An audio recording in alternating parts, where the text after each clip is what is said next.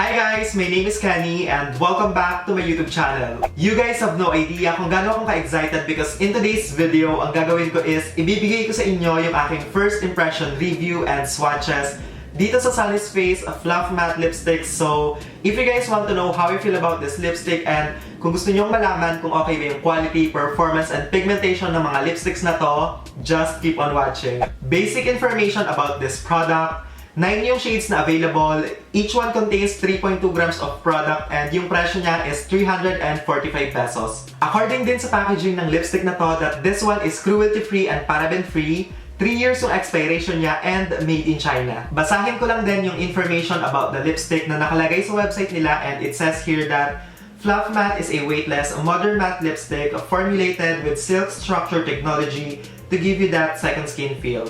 Each shade is designed to be universally flattering and easy to apply with one quick swipe. Basically, ang claim nila is that very lightweight, pigmented, and bagay sa kahit anong skin tone yung mga lipsticks nila. So, subukan natin and let's see kung tama ba. This is how the packaging looks like and for me, I like it kasi it looks very sleek, very clean, minimalist, and also maganda din yung illustration na nasa likod. Kung kagaya ko na mahilig kayo sa magagandang packaging, I'm very sure na magugustuhan nyo yung packaging ng lipstick na to kasi guys, ang ganda niya. Ito naman yung itsura ng actual component or bullet ng lipstick and kagaya ng box, it looks very sleek and clean. I like it guys. Ang linis niya tignan. On top of the lipstick or sa pinakatakip, nakalagay lang yung logo ng Sunnies lipstick and sa bottom part naman nakalagay yung shade ng lipstick. So, for me guys, sobrang gusto ko talaga yung packaging kasi nga ang linis niya tingnan. Packaging of this lipstick feels very solid and sturdy. Tapos yung takip niya guys, nasikip siya kaya sigurado kayo na safe and secured yung product na nasa loob. So overall para sa akin, pagdating sa packaging, okay na okay kasi maganda yung quality niya and it doesn't feel cheap. This is how the lipstick looks like once you remove the cap and again, each lipstick contains 3.2 grams of product. Madaming lipsticks yung susubukan natin sa video na to. Actually, complete collection siya. So, total of 9 lipsticks, kaya mag-start na tayo. First color ng lipstick na susubukan natin sa video na to is Nudist. And according sa website nila, this is a warm almond nude color. I am very excited na ilagay na to sa lips ko. So, itry na natin siya.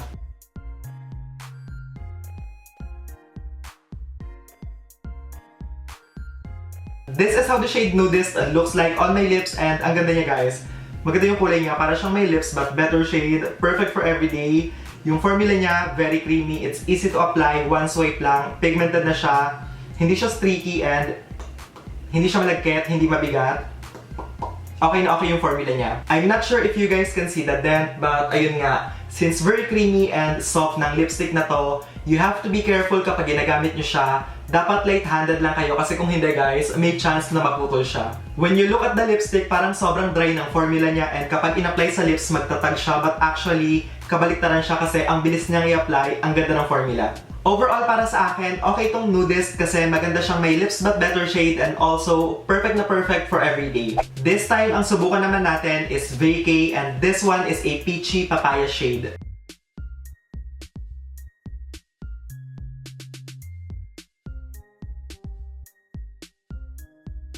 This is how Vacay looks like once applied on the lips and for me guys, I like the color as well kasi perfect din siya for everyday. Medyo bright yung kulay niya but sobrang wearable, maganda siya. Unfortunately, pagdating sa formula, etong Vacay, napansin ko na medyo streaky siya ng konti kaya I suggest na kapag eto yung shade na ginamit nyo, mag 2 layers kayo para sigurado na sobrang opaque and pantay ng kulay niya kapag nakalagay na sa lips nyo. I'm going to try naman this time this color called Baked and according sa website nila, this one is a terracotta peach color.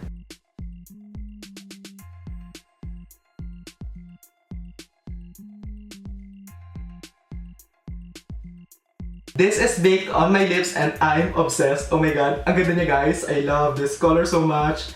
Hindi ako nagkamali guys, ang perfect ng kulay na to. This is probably one of the best terracotta colors na na-try ko. I love it so much. Wala akong ibang masabi. Ang bongga niya guys. Maganda yung pigmentation niya and formula. One swipe lang, okay na guys. Opaque na yung kulay niya. So para sa akin, pasadong-pasado to. Ito namang si Milkshake yung subukan natin this time and according sa website nila, this one is a warm pink nude.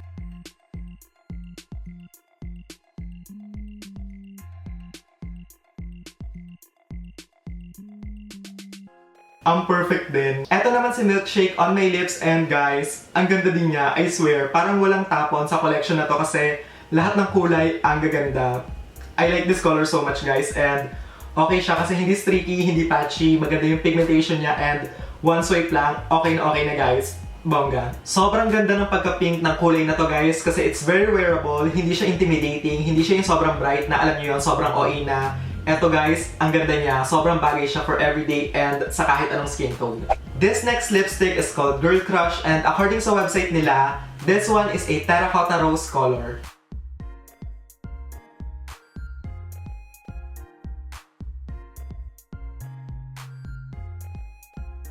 Ang ganda din nito guys, nakakaloka. Pang-limang lipstick na natin itong sinusubukan, and so far wala pa akong hindi nagugustuhan kasi guys, sa totoo lang, ang perfect ng mga kulay. This one din guys, ang perfect ng kulay niya. I swear, ang bongga niya, especially sa personal.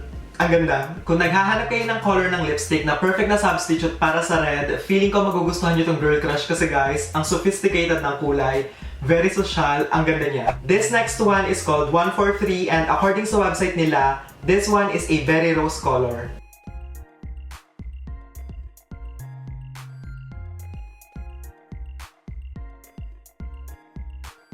This is how 143 looks like on my lips, and ang ganda niya guys kasi ang sexy ng kulay niya.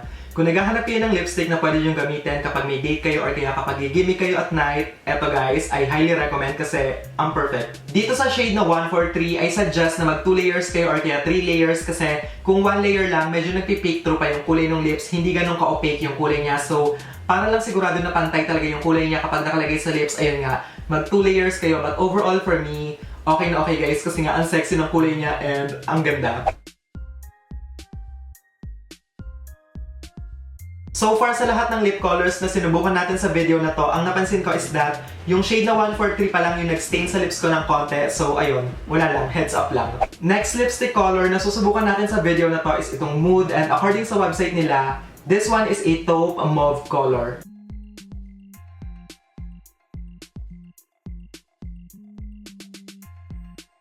This is Mood on my lips, and okay naman siya guys, but sad to say, I'm not a big fan of the color. I don't know why. Hindi ko lang siya feel, and also yung formula niya para sa akin guys, hindi ganun ka-opaque yung kulay nito, kaya eto guys, kailangan talaga i-layer nyo kasi kung hindi, ayan, nagpipeak through pa yung kulay ng lips. So for me, okay naman siya, but hindi ko siya favorite. This next one is called Hot Sauce, and according sa website nila, tomato red yung kulay ng lipstick na to.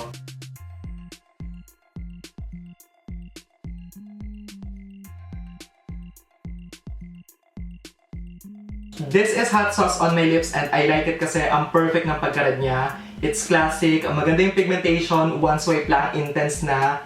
Maganda siya guys. Wala kayo bang masabi, okay na okay yung kulay. Last lipstick color na itatry natin sa video na to is itong Major, and according sa website nila, this is the most perfect cool red.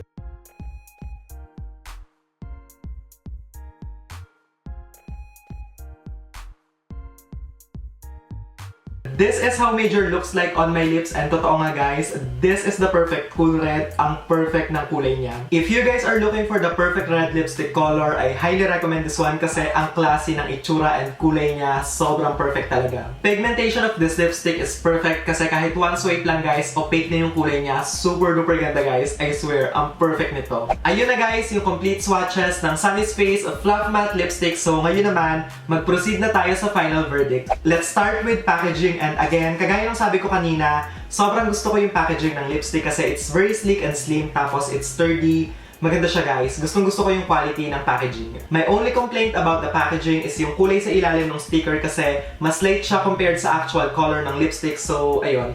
Hopefully maayos nila yun kasi ang layo ng kulay. Pagdating sa formula ng lipstick, para sa akin guys, okay na okay siya kasi kapag tinignan nyo yung lipstick, parang sobrang dry ng itsura niya. Parang magtatag kapag ginamit nyo sa lips, pero kabaliktaran siya guys kasi it's very creamy and sobrang bilis niyang i-apply. Pagdating naman sa pigmentation ng lipsticks, okay naman silang lahat guys. Dalawa lang yung hindi ko nagustuhan, and yung shades na yon is yung Moody and Vacay. So, para sa akin, dito lang ako nahirapan kasi kapag in-apply sa lips, patchy and streaky, tapos kailangan talaga i-layer nyo para maging sobrang opaque and pantay ng kulay nila. So, ayun.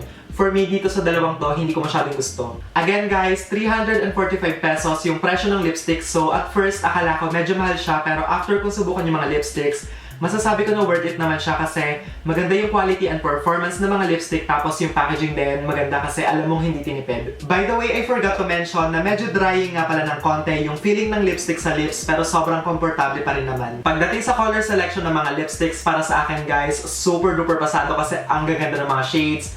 Lahat bagay sa kahit anong skin tone, ang perfect na mga kulay. Yung longevity naman or staying power ng lipstick, sad to say guys, pero masasabi ko na hindi siya long lasting kasi kapag binubura ko siya, ang bilis niyang matanggal. So asahan nyo na kapag kumain kayo or uminom, kailangan nyo mag-reapply kasi matatanggal talaga siya. I know na madami sa inyo yung gustong malaman kung ano yung mga favorite kong color from the collection. So I'm very sorry guys kasi lima yung favorite ko.